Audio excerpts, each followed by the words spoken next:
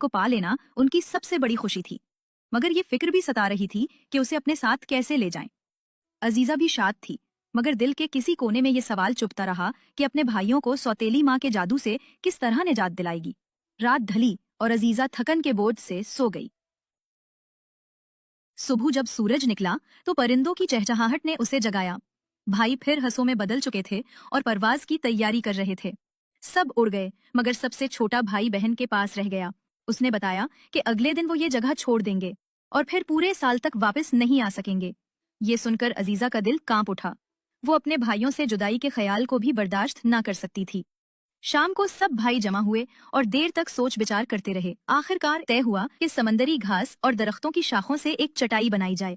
सारी रात वो मेहनत करते रहे और सुबह सूरज निकलने से पहले वो चटाई तैयार हो गई। उन्होंने सोई हुई अजीजा को इस पर लिटा दिया। जैसे ही सूरज तुलू हुआ, वो सब दोबारा हंसों में बदल गए। अपनी चोंचों से चटाई के किनारे की रस्सियों को मजबूती से पकड़ा और आसमान की वुसअतों में उड़ान भर दी। अजीजा की आंख खुली तो खुद को जमीन से बहुत ऊपर पाया। नीचे चारों तरफ समुंदर फैला था। भाई उसके लिए फल और फलियां ले आए थे ताकि वो भूखी न रहे। दिन भर वो नीले पानियों के ऊपर परवाज करते रहे। शाम ढलने के साथ ही नीचे समंदर के बीच वो चट्टान दिखाई दी जिसका जिक्र भाइयों ने किया था। सूरज डूबने ही वाला था। हंस तेजी से नीचे उतरे और जैसे ही सूरज की आखिरी किरण समंदर में डूबी, सब चट्टान पर जा उतरे। जगह इतनी तंग थी कि वो एक दूसरे के साथ सिमेट कर खड़े हुए। समंदर की लहरें उन पर बूंदें बरसा रही थीं। रात भर बारिश और तूफान रहा। बिजली कड़कती रही और सर्द हवा से सबके दांत बचते रहे। वो एक दूसरे का सहारा बने बैठे रहे और खुदा को याद करते रहे। सुबह हुई तो तूफान थम चुका था। सूरज निकला और 7 भाई दोबारा हंस बन गए। अजीजा को साथ लेकर वो बादलों के ऊपर जा पहुंचे। शाम तक वो समंदर पार करके एक नई सरजमीन पर जा पहुंचे। घने दरख्त, सरसब्ज बीलें और हर तरफ ताजगी छाई हुई थी। भाइयों और बहन ने फल खाए और थकन के मारे जमीन पर लेटते ही सो गए। इसी रात अजीजा ने ख्वाब में एक रोशन परी को देखा। उसका लिबास जवाहरात से जगमगा रहा था। वो मुस्कुराती हुई करीब आई और नर्म लहजे में बोली, मेरी बच्ची, मैं जानती हूँ तो क्यों फिक्रमंद है। तेरे दिल में ये ख्वाहिश है कि भाइयों को जादू से आजाद कर दे। ये मुमकिन है, मगर इसके लिए सब्र और बड़ी हिम्मत चाहिए। देख, ये बिच्छू बूटी के कांटेदार पत्ते हैं। शहजादी अजीजा के गिर्द बिच्छू बूटी के दरख्त अगे हुए थे। ख्वाब में परी ने जो कुछ बताया था वो सब हकीकत का रूप धारे सामने मौजूद था। अजीजा जान गई कि यही आजमाइश उसके नसीब में लिखी गई है।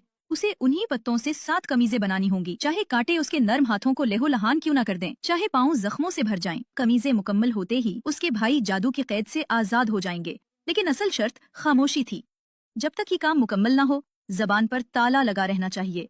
एक लफ्ज भी उसके लबों से निकला तो भाइयों की जान खतरे में पड़ जाएगी। परी के ये अल्फाज अजीजा के दिल पर किंदा हो गए थे। तुम्हारी खामोशी ही तुम्हारे भाइयों की जिंदगी है। सुबह आंख खुली तो बिच्छू बूटी के पत्ते उसके पास बिखरे थे। वो खुदा के हुजूर सजदे में गिरी और शुक्र अदा किया कि उसे अपने भाइयों को बचाने का रास्ता दिखाया गया। फिर कांटेदार शाखों को तोड़ना शुरू किया। हाथ जख्मी हो गए, छाले पड़ गए, मगर वो सब्र और अज़्म के साथ अपना काम करती रही। नंगे पैरों से शाखें कुचलकर रेशे निकाले, उन्हें धागे में काटा और कमीजों की तैयारी शुरू कर दी। शाम को जब भाई वापस आए तो उन्होंने देखा कि बहन खामोश बैठी है। पहले तो हैरान हुए, फिर उसके हाथों पर जख्म देखकर अंदाजा हुआ कि वो उनके लिए कोई भारी काम कर रही है। सबसे छोटे भाई के आंसू उसके हाथों पर गिरे तो मौजज़ा हो गया। सारे जख्म और छाले गायब हो गए। अजीजा को वक्ती राहत मिली, मगर उसने काम जारी रखा। रात भर वो टिमटमाते दिए की रोशनी में सोई से कमीज सेंती रही। अगली सुबह भाई परिंदों में बदल गए और परवाज कर गए। अजीजा अकेली रह गई और अपनी मेहनत जारी रखी। एक कमीज मुकम्मल हुई, दूसरी पर काम जारी था कि अचानक घोड़ों की तापों और शिकारियों की आवाजें सुनाई दी। उसने जल्दी से सारा सामान समेटा और गठरी पर बैठ गई। चंद लम्हों बाद घुड़सवार नमूदार हुए। उनमें सबसे आगे एक नौजवान बादशाह था। उसकी निगाह अजीजा पर पड़ी और वो पल भर को ठठक गया। उसके हुस्न और साकित आंखों की मासूमियत ने बादशाह को मसहूर कर दिया। वो उससे सवाल पर सवाल करता रहा, मगर अजीजा खामोश रही। बादशाह ने आखिरकार उसे अपने साथ महल ले जाने का फैसला किया।